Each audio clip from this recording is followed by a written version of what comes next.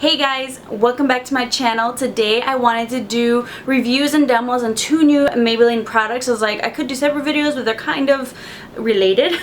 So the first two products that I want to talk about, this is the Maybelline Master Contour Duo Stick. So there's a contour and highlight stick. So we're doing contour, highlight, and then some more highlight. We're gonna do the Maybelline Strobing sticks.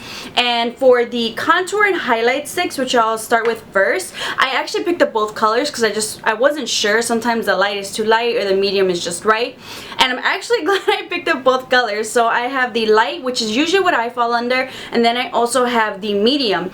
And I'm glad I grabbed the medium after all because I have been tanning, not on purpose. I've just been out and about all the time, and I have gotten a lot darker than I normally am. Normally I'm at MAC NC25, so I think I've probably gone up to like maybe a 30-35 max. I don't know if you can kind of see my tan line there going on.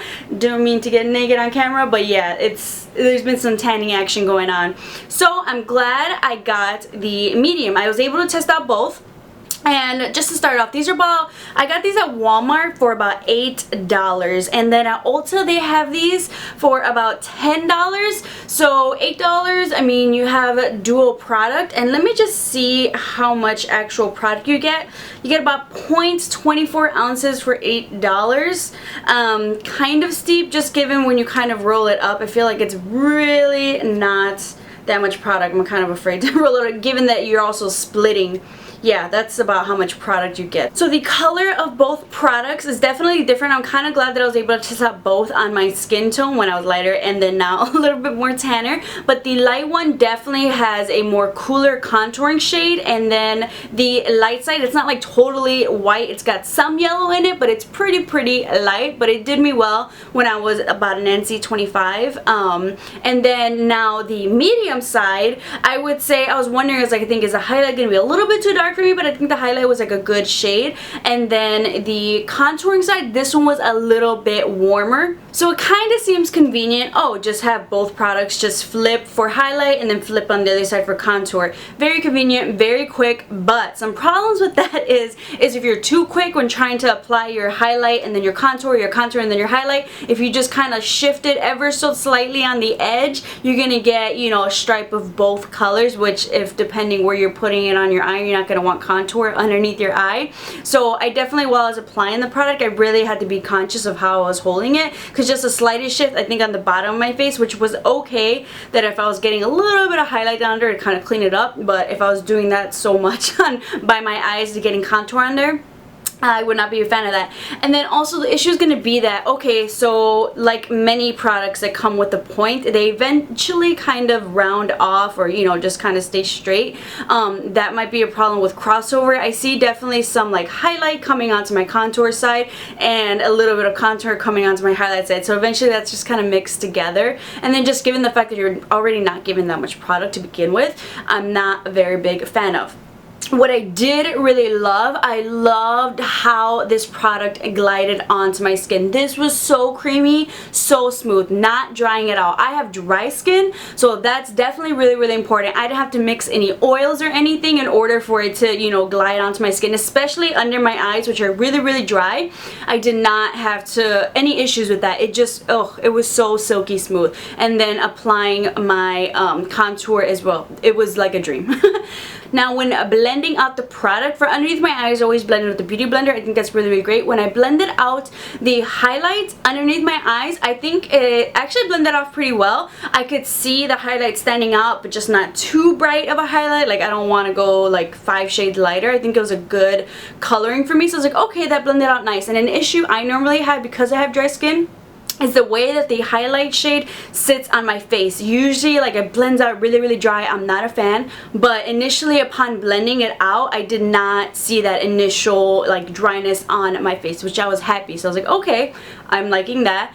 I've kind of experimented when blending out the contour. I've done a mixture and I've gone back and forth a couple times, and I just kind of want to show you guys. I went in with a brush, because I know some people maybe like to go in with the dual fiber brush to blend out their cream contour. and then some people prefer with the Beauty Blender. So when I went in with the brush, it definitely blended out the product, but it definitely kind of like took off some of the product. I don't know if it was like blending, you know, off of it. I don't know if it was like blending it off, but then even when I feel like even more so when you use the beauty blender, it just kind of blends it out. You really can't see the distinction of the contour anymore. Like, I guess it's like you can, but it's really, really subtle. I'd have to go back in and draw and use more product and add that onto my skin. And then just in general, I feel as though it was just kind of difficult to see. I was like, is it still there? Is it not? It's really, really light. So I feel like same thing that kind of happened with me with like the Wet n Wild. It just kind of like just completely blended. Like the color just kind of faded. Like it didn't stay. It glided on really nice, but it didn't stay. And then I feel like by the time I was done blending out my contour, I feel like the color of the highlight kind of faded. I don't know if you guys kind of noticed that, but like it wasn't as prominent of a highlight on my face. So I was just like, okay, what's going on? If I've played with this a couple times, I've tried the light, I've tried the medium, both have kind of given me that issue.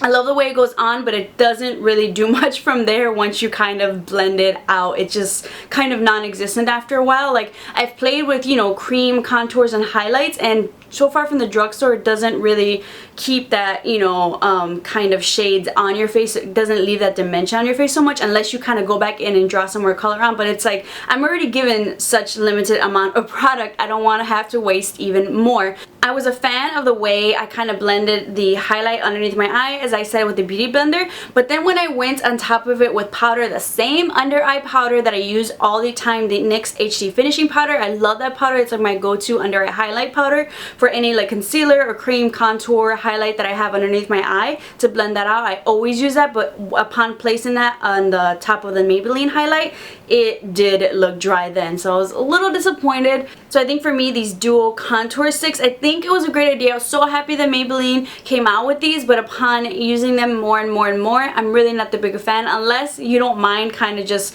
going over and over with some more contour, but then you're gonna waste this product so much for $8. That's really, really expensive. So I think I would definitely pass on these. And then honestly, I have light and then I have medium. I know I have tanned, and it's like, oh, we'll try the next shade up, which is deep.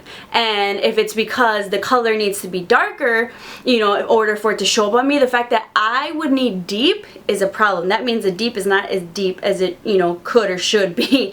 Medium should work for like my tan that I am right now. Now for the strobing sticks. I was really excited for these as well. They have two shades and I bought both of them because I had to check it out. These are also about $8, probably $10 at Ulta. Walmart, they had them for about $8. I don't know if the price has gone down from there, but they have both shades. They have two. This is a number 100 and this is more of a pinky champagne-y shade, and then they have 200, and this one they have is light and this one has medium. So definitely if you have more of those pinky undertones, you might like the light shade, and then the golden undertones. As I have tanned, I've been able to try out both, and both have gone really, this has gone really great with my skin tone when I'm lighter, and this has gone really great with my skin tone when I am more tan, like right now. So today I definitely use this one in the demo, the medium shade. It has more of a golden glow to it. I'll show you guys the distinction just so you can kind of see it, but I like the fact that they're not too glittery. This is not a glittery highlight. It's creamy, so you can just apply this on your face, but if you really, really want to warm it up, maybe if it gets a little cooler outside, definitely, you know, just place it on the back of your hand and warm it up on the back of your hand, and then go in with your finger and really, so you can really get that to sink into the skin. But that's the pink one, and then this is a golden one. Both beautiful, beautiful colors. As you can see, I feel like the golden one goes with my tan right now. I love the way they glide on. I love the initial glow that it gives. It's not a really crazy intense glow. It's a really nice natural glow. So I definitely, with cream highlights, I definitely like to have my foundation and then put this on before I put on powder. I've experimented both ways. I've done this before I put on my face powder and after I put on my face powder. Definitely prefer the way this applies before face powder, since it is a cream. So I love the way that it looks initially when you have no powder on, when it does not dry. But then before I even put any powder on, as it's, you know, just kind of like setting on my face, it dries up. So it's no longer like a really nice, like dewy, you know, type of glow. It goes to a powder finish, which for my dry skin is not looking good. So personally, these strobing sticks on my dry skin, the after effect, I'm not the biggest fan. I love the way it goes on. I love the way it kind of sits on the skin before it completely settles in. and then it goes to like a powder finish, and it just does not look cute. So I personally, I think maybe, hopefully it's because I have dry skin. So maybe if you have oily or normal skin, let me know if you've tried these and how, once it settles in, what kind of a finish does it have to your skin. Does it kind of dry up? It looks really, really powdery, not flattering whatsoever. Definitely not what I like or want from a strobing stick.